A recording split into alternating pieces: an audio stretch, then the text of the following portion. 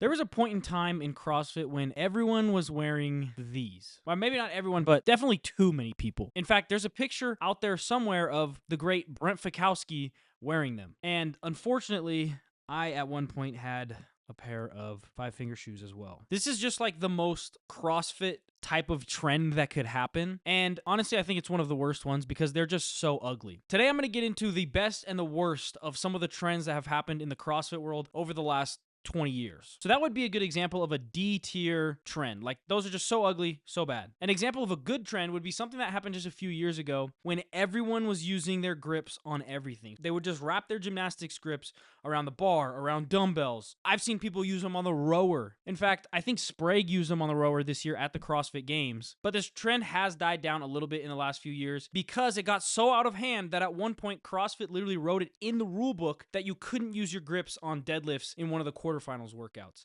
It's like one of those things when people use straps for ollie lifting or deadlifting or whatever. It's a tool and it's fine to use. It has its place. It has its place. Okay, this next one's kind of a weird one, and it is the Progenex era of CrossFit. So Progenex is like this protein powder company, and they sponsored a bunch of athletes and sponsored the games at one point. But I remember when I started going to a CrossFit gym back in like 2017, there was Progenex stuff everywhere, and I never really understood what it was. And so I looked into it, and this is crazy. You got to see this. I asked ChatGPT, so this is ChatGPT's information.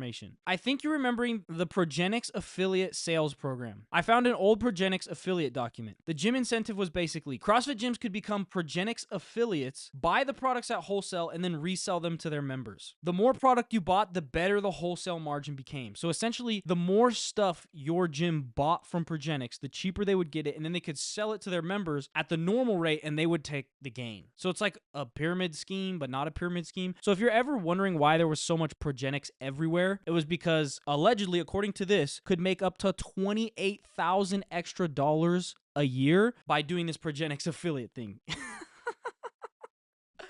Oh my gosh. Literally, you'd walk into a CrossFit gym and it would feel like a GNC almost. The first gym I ever went to had that. Progenex stuff everywhere. Everything's Progenex branded. And like even people would try and get you to buy their Progenex stuff. That's got to be D tier. Having someone push something on you when you walk into a CrossFit gym that's D tier. All right, next up we got what I'm dubbing the volume era. This is like 2016 to 2021. Everyone in CrossFit got obsessed with volume. The peak of this was 2019 CrossFit Games. There's a video out there somewhere. Someone was talking to Sarah Sigmund's daughter, and she was like, no, I'm not going to deload for the games. What does that even mean? Like, I'm going to train up until I start the games. And it was like the day before the 2019 CrossFit Games, and she did like 5 Metcons and like a bunch of ollie lifting, and then the next day started the 2019 CrossFit Games. Like, this is the point we got to. I don't think it was that bad. I think it was a natural progression of CrossFit. I'll go B because I feel like we learned from it. We learned that intensity really is the key, and there's times to be high volume, but you don't need to just be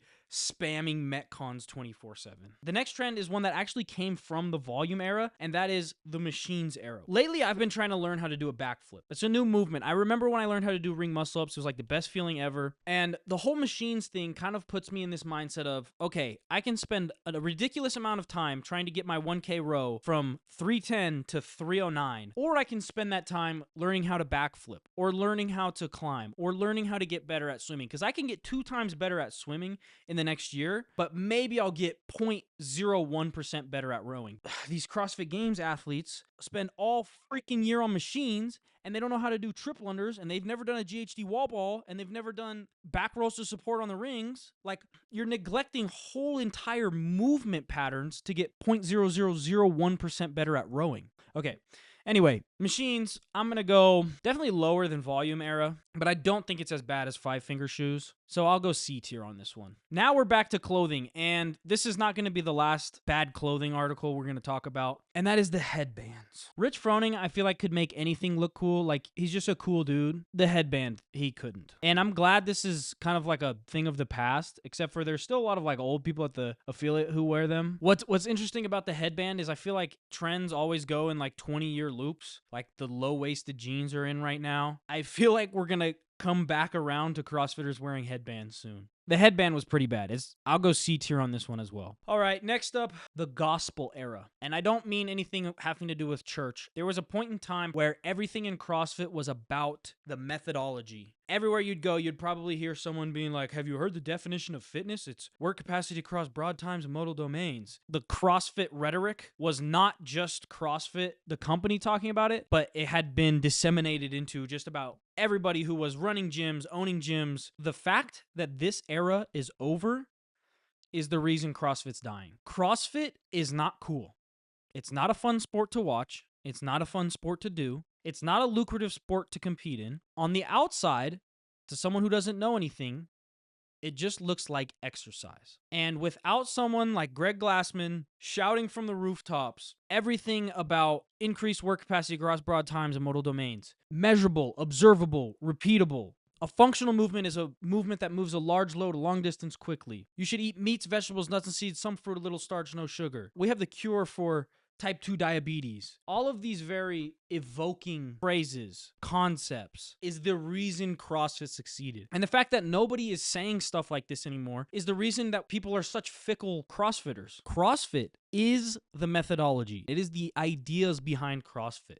Without those, it's just a goofy ass way of working out. The gospel era is S tier, and we need to bring that back. This next one's crazy. So the other day, we're sitting there, and my girlfriend turns to me. She saw something on her phone, and she goes, "What is regionals?" And I looked at her, and I was like,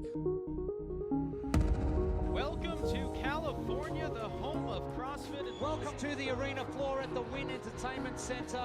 Welcome back to... What is regionals? So regionals was back when CrossFit HQ ran the what are now semifinals. They had so many more positives because you had to compete in your region. It would make crazy storylines because there was no other way to qualify for the game. So if you missed out at regionals, season was over. I think regionals was A tier. There was a lot of upsides to it, but I also don't think it was all that. I think a lot of people just play off the nostalgia to it. All right, next up we got when people would like pull those socks really high, like up below their knees. D tier. Whoop. This one I never understood. Like, did people really think they were like doing something with the information they got from their whoop? Like, genuine. I would love to hear a story of someone in the comments. If you have a story of like an actual good thing you got out of using Whoop, other than just, oh, my phone says I'm tired today, I'm not gonna go to the gym. This feels like a money grab to me. I'm gonna go C tier. All right, next up we got the country of Iceland. Somehow Iceland became a huge hotspot for CrossFit. At one point they like completely disproportionately represented people at the games. They had Annie Thor's daughter, Katrin David's daughter, Sarah Sigmund's daughter, BKG, and mind you, the country of Iceland only has like 300,000 people. And on top of it, they had like the highest CrossFit gym per capita out of any country. Why they were so good at CrossFit, I don't know. I mean, I've heard like Vikings, I've heard it's cold so they ain't got nothing else to do.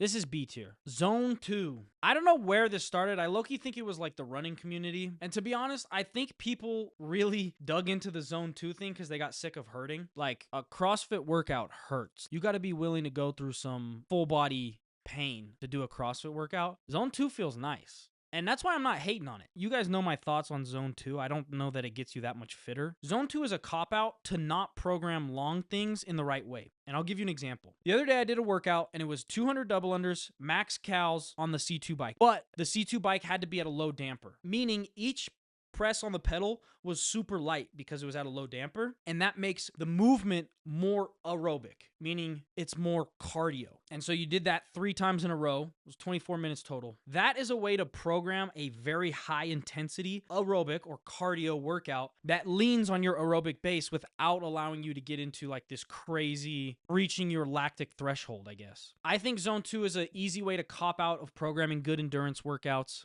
but it can make you feel good. It's probably pretty good for recovery. I'm gonna put this in B tier as well. Last but not least, the lovely assault bike. I got one thing to say about the assault bike. You are tripping if you think the Echo bike hurts worse than the assault bike. Assault bike is S tier. I miss it so much. Anyway, those are the best and worst of some of the trends that have happened in the CrossFit world. Let me know what I missed. Let me know what you think in the comments. Thanks for watching. Peace.